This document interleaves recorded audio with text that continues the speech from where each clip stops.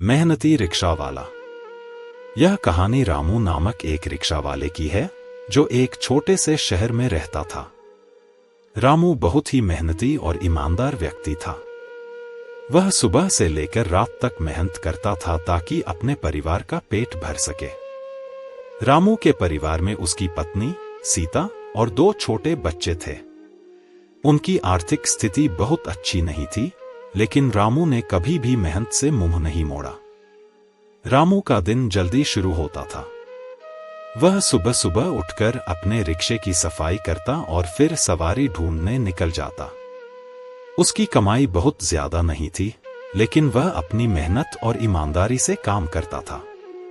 उसने अपने बच्चों की शिक्षा के लिए भी थोड़ा थोड़ा पैसा जोड़ना शुरू कर दिया था। एक दिन जब रामू अपने रिक्शे पर सवारी ढूंढ रहा था, तब एक सज्जन व्यक्ति ने उसे रोका।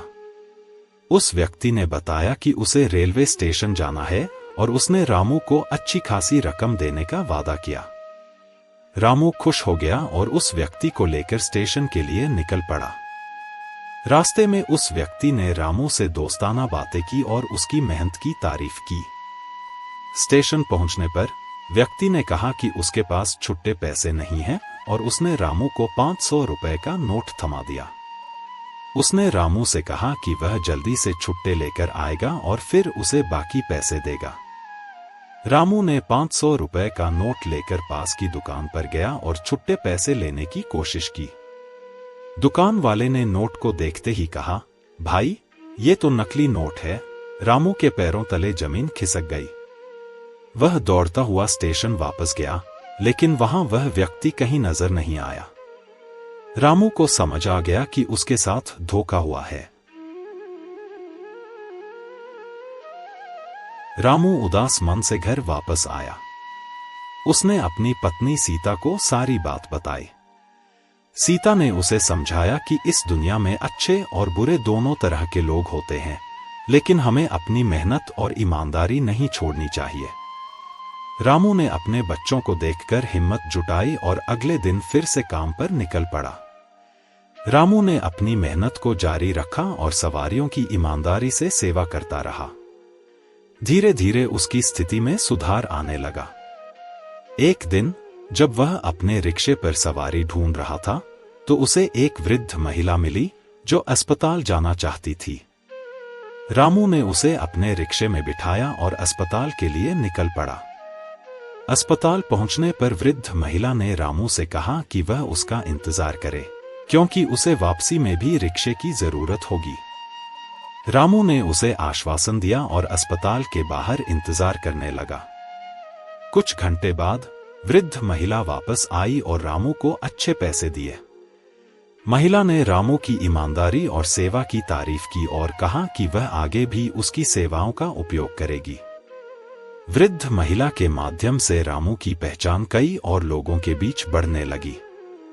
उसकी ईमानदारी और मेहनत की चर्चा हर जगह होने लगी।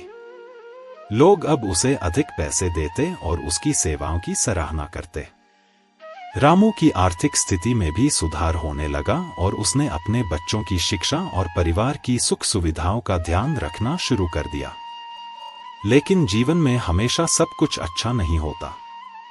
एक दिन जब रामू एक और सवारी के साथ था, उस व्यक्ति ने उसे एक और नकली नोट थमाया।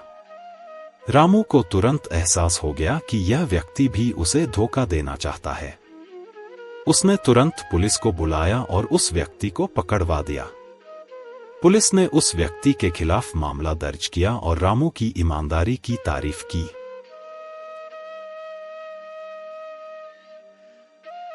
रामू की कहानी अब पूरे शहर में फैल चुकी थी। लोग उसकी ईमानदारी और मेहनत की तारीफ करते नहीं थकते थे। शहर के कई प्रतिष्ठित व्यक्तियों ने उसकी मदद के लिए हाथ बढ़ाया।